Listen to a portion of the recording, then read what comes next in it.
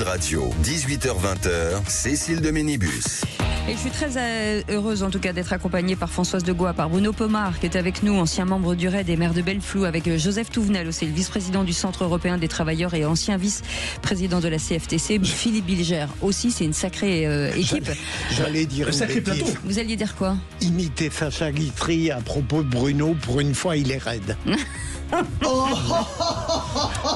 J'ai pas de culture Guitry, mais c'est quoi exactement? Mais vous avez compris. Expliquez-moi. C'était Yvonne Printemps qui... Écoutez, c'était Yvonne Printemps qui parlait comme vous ça. savez quoi, Bon, revenons à la sécurité, c'est plus ça. Bruno, vous savez quoi? Quand vous serez adulte, on vous expliquera. Allez, soyez les bienvenus. Tout de suite, la question du soir. D'après nos informations, 1457 véhicules précisément ont brûlé durant la nuit de la Saint-Sylvestre.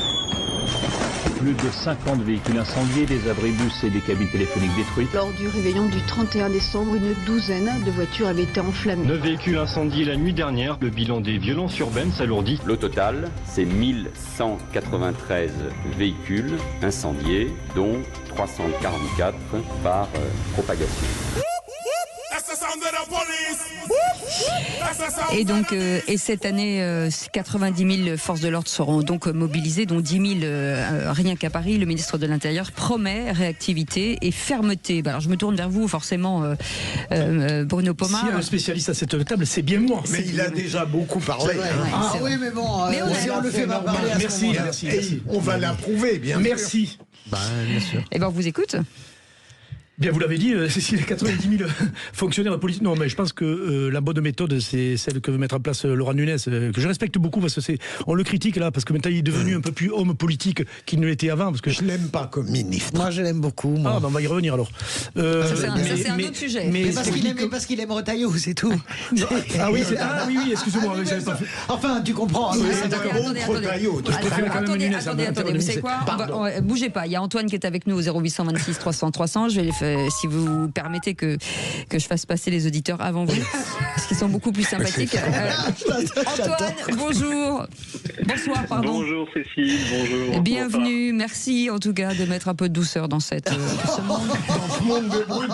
C'est ça, les brutes épaisses.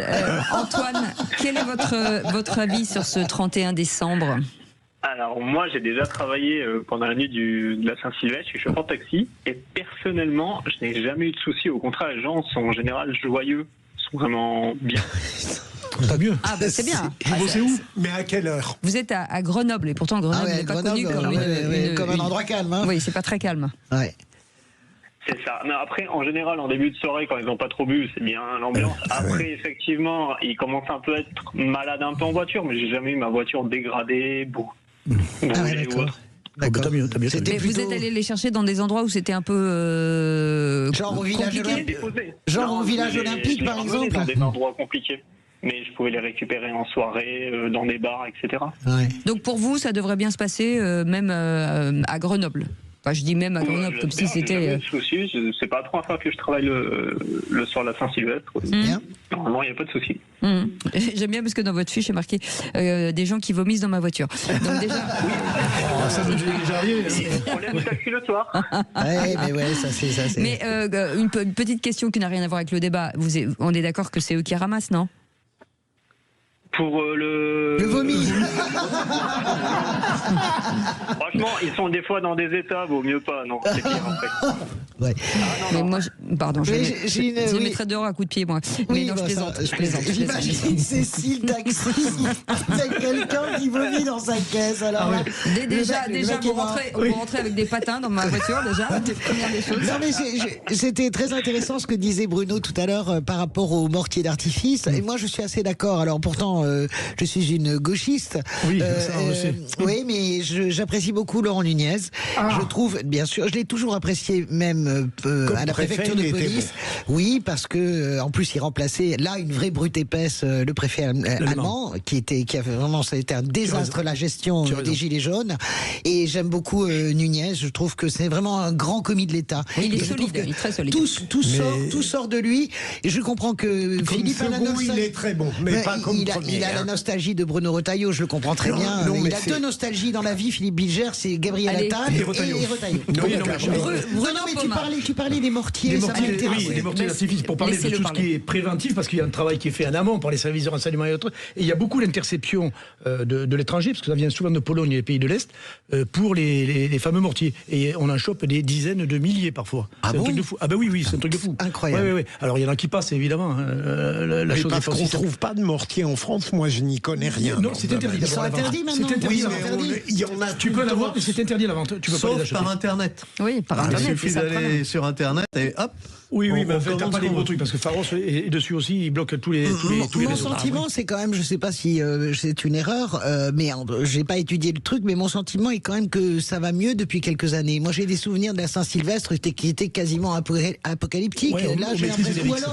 Ou alors, est-ce que c'est nous qui nous habituons? C'était en 2025, c'était relativement calme. Non, mais elle a raison. En même temps, l'Erix et compagnie, c'est verrouillé. Pourquoi? Parce qu'on a appris des Jeux Olympiques qu'a géré Nunes avec des 45 000 forces de l'ordre présents rien que sur les sites.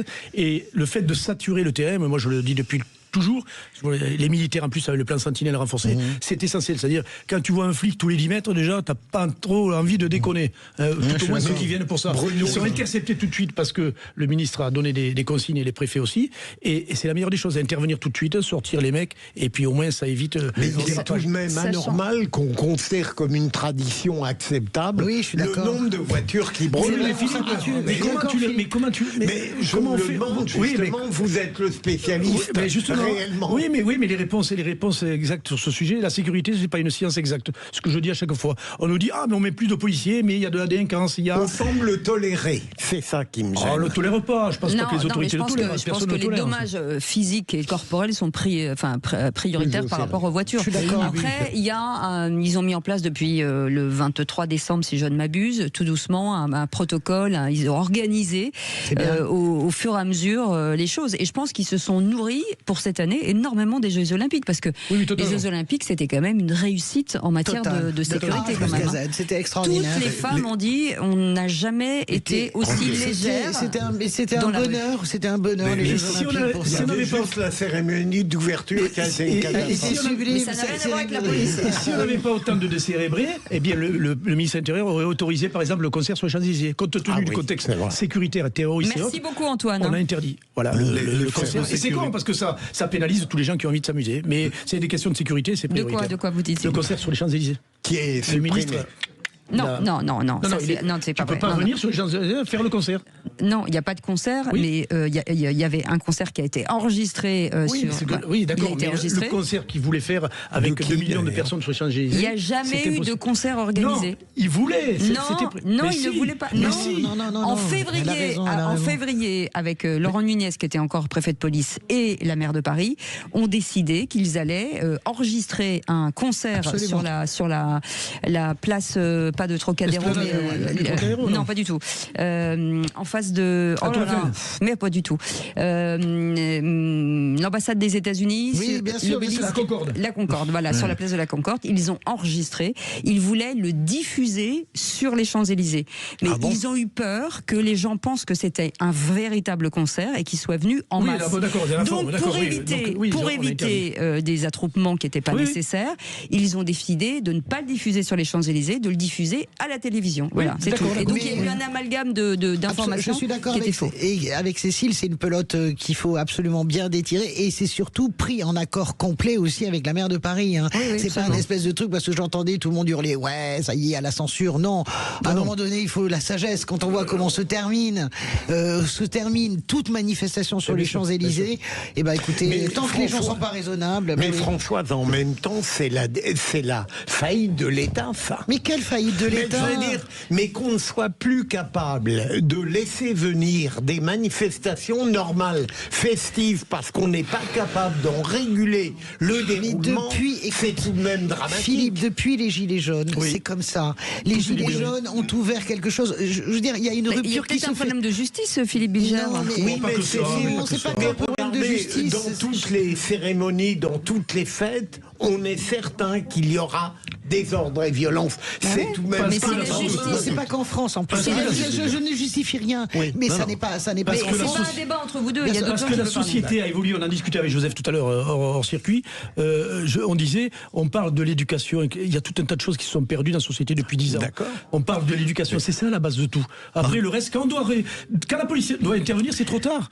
On est en réaction à des faits. C'est ce que donc, je dis. parlons, travaillons sur l'éducation, sur la prévention, etc. Ça prendra du temps. Mais en même temps, c'est pour ça qu'on a du bordel partout maintenant. Parce que Il faut reconnaître que les forces de sécurité travaillent toujours sur le retour d'expérience. C'est sans doute pour ça qu'il y a une baisse, ou en tout cas ça a cessé de s'élever, parce qu'ils travaillent énormément sur le retour d'expérience, et on peut leur dire merci, que ce soit les policiers, les gendarmes, les pompiers, les personnels de santé, les hôpitaux, etc. Tous ceux qui sont mobilisés. Qui font un travail formidable pendant les événements. La Croix-Rouge. Ça fait énormément de monde qui est mobilisé. Malheureusement, évidemment, il y aura quelques tarés qui brûleront des voitures, etc. Mais vous êtes pas d'accord, Philippe Bilger, que pour aider les policiers, il faut qu'une justice soit à la hauteur voilà. Mais bon, quand vous pillez un magasin et qu'on vous laisse dehors, moi je suis après, c'est définir la responsabilité. Oui, mais il le sait très bien. Bien avant, Cécile, c'est-à-dire il faut pouvoir identifier véritablement ceux qui ont commis... On a les images. Donc, non, ils sont en groupe, ils sont en groupe. Et après, au niveau judiciaire, la preuve individuelle est difficile à rapporter. L'individualisation de la peine, c'est et on pensait que Philippe Bilger aurait réglé le problème lorsqu'il était procureur général. Moi, j'aurais changé l'état de droit. Non, mais vous savez que... Alors moi, je vais vous dire, je suis peut-être un peu radical, mais Madame Tapdur, je vais vous dire, moi, dans un magasin avec des gens dedans, je ferme le magasin, je prends tout le monde et voilà, et tout le monde me prend. C'est-à-dire que quand vous avez vu des images où vous voyez des gens à l'intérieur du magasin en train de piquer, vous fermez le magasin, voilà, et on identifie tout le monde. Voilà, terminé. Au revoir et merci. Non, mais c'est pas... je suis désolée. Même si vous n'avez rien dans l'immeuble, vous n'avez rien à faire. Heureusement qu'on est dans un état de droit, parce que le malheureux ou la malheureuse qui est là par hasard dans le magasin à ce moment-là, elle craque. Ah, parce qu'il y a quelqu'un qui est de par hasard dans le magasin. Non, mais Combien de cassés, en fait? Non, pas. Mais on voit très bien quand il y a des attroupements, etc. Moi, j'ai fait suffisamment de manifestations pour savoir que je vois très bien la difficulté d'arrêter les casseurs qui sont là. Oui, mais Joseph, de les repérer, de les appeler. Mais en même temps, à côté, il y a ceux qui passent, etc., qui peuvent être pris par... Ils sont pas dans le discernement pour la police, c'est très compliqué. Mais Joseph, vous n'avez pas été un casseur? Non, mais le discernement... Non, mais il était... Non, mais moi, je suis d'accord avec ce que dit Joseph sur la difficulté, le discernement. Alors, toi, t'en as fait beaucoup comme syndicaliste, Joseph. Moi, j'en ai fait beaucoup vraiment comme militante. Véritablement, quand on voit, à un moment donné, la manifestation, la façon dont elle part, je me demande même comment... C'est pas ce que je dis. Je dis, le magasin est fermé, il est cassé, et les gens qui sont dans le magasin, c'est dans ce cas de figure, oui. Voilà, uniquement ça.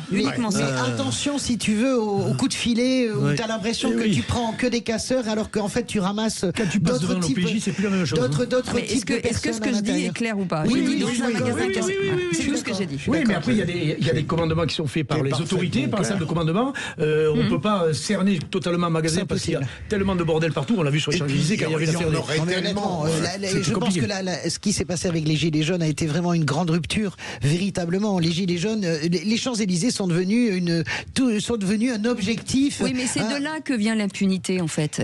C'est que ces gens-là qui ont pillé pendant que d'autres bossent. Je comprends que les gens en aient assez. Mais moi, je parlais des Gilets jaunes, la façon dont ça a été géré, la façon dont ça s'est passé avec les manifestants est absolument inacceptable dans un pays. C'est pour ça, d'ailleurs, que on est tous soulagés quand Nunez a remplacé l'Allemand à la préfecture de police de Paris, parce que la façon dont les ordres ont été donnés et par le ministre de l'Intérieur de l'époque, Christophe Castaner, c'était épouvantable. Vous vous souvenez qu'on a passé un an à commenter les types éborgnés, etc. C'était infernal, en fait. C'était infernal. Et c'était infernal aussi pour les policiers qui se retrouvent finalement face à des gens qui leur ressemblent. Et je pense que les policiers ne peuvent pas tout. Et moi, je trouve ça très bien qu'on ferme les Champs-Élysées tant qu'à un moment donné, on n'a pas la certitude que ça va pas dégénérer. Moi, ça ne me révolte pas, Philippe, contrairement à vous. Non, mais parce que vous acceptez que l'ordre soit battu en brèche. Non, j'accepte pas. Au contraire, je trouve que l'ordre est respecté. Je pense que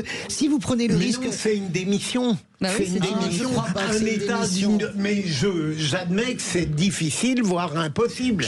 Mais ce qui me gêne, c'est qu'on a intégré la philosophie de l'impuissance. Je ne crois pas. Je pense qu'on a. C'est une forme de sagesse. Et bien là, les Champs-Élysées sont à ce moment-là, on fait comme. À partir de 19h. Eh bien, donc les Champs-Élysées. Champs-Élysées sont ouverts, il n'y a pas de concert. Donc non seulement c'est ouvert, mais les magasins pourront ouvrir à 19h sur les Champs-Élysées. Et ça me va très bien. Et ensuite, ils seront évacués. Donc, et il y a un périmètre de sécurité, donc les gens sont palpés, on va regarder, voilà, pour que les gens sur les Champs-Élysées soient en parfaite, en tout cas, sécurité. Donc, on est d'accord que là, il n'y a pas de démission de l'état de droit. Non, mais c'est la limite de la démocratie, en fait. C'est une sorte de renoncement quand même. Pourquoi ?